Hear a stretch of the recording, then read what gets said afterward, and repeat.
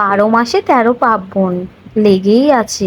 আজ আমাদের বাড়িতে ছিল বিশেষ নিয়ম, তাই আজ অনেকটা হেল্প করেছে আমার ছোট্ট মেয়ে। হ্যালো বন্ধুরা, তোমরা সবাই কেমন আছো? আমি খুব ভালো আছি। আমি তোমাদের রিম্পা, আর ছোট্ট একটা মিনি ব্লগ নিয়ে তোমাদের সামনে চলে এলাম।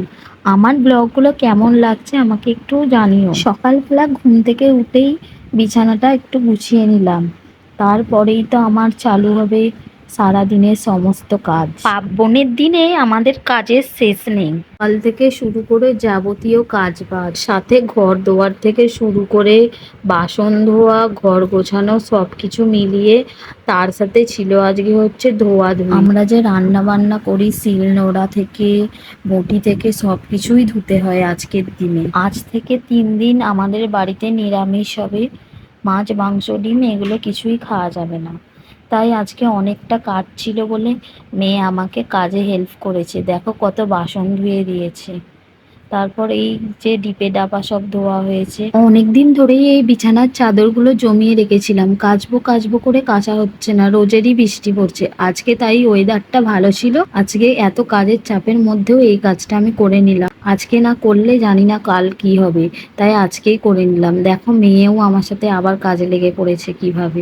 তাই আমার আজকে কষ্টটা খুব কম হচ্ছে। ফ্রিজটা পরিষ্কার করতে চলে এলাম। অনেকদিন ধরে এটাও করব করব করে করা হচ্ছিল না, আজকে এটাও করে নিলাম।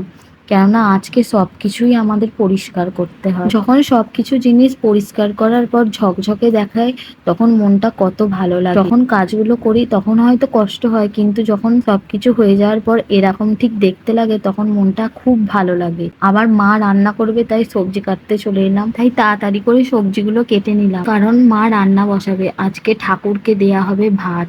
এই যে হাঁড়িতে ভাত হচ্ছে, এটা হচ্ছে নতুন হাঁড়ি, এটাতে শুধু ঠাকুরেরই ভাত হয়। আর যা যা রান্না হবে সবকিছুই দেয়া হবে, কিন্তু দেখো সবকিছুই দেয়া হবে, মাছটা দেয়া হবে না। মাছটা শুধু আমরাই খাবো, ওটা ঠাকুরকে দেয়া হয় না। ডিম খেতে নেই, মাংস খেতে নেই, এইদিকে মাছ খেতে আছে, কিন্তু মাছটা আমরা খাবো, ঠাকুর খাবে না। ঠাকুরকে দেয়া হবে নিরামিষ রান্না, তাও আবার কলা পাতায় কেটে ওর মধ্যে দেয়া হবে ভাত আর যা যা রান্না হয়েছে সেগুলো। তারপর তো কাঁচা হয়ে গেল, কেচে কুচে ছাদে এসে সব শোকাতে দিয়ে দিলাম। আজকে অনেকটাই রোদ বেরিয়েছিল। এই দেখো আমাদের আজকে কি রান্না হয়েছিল।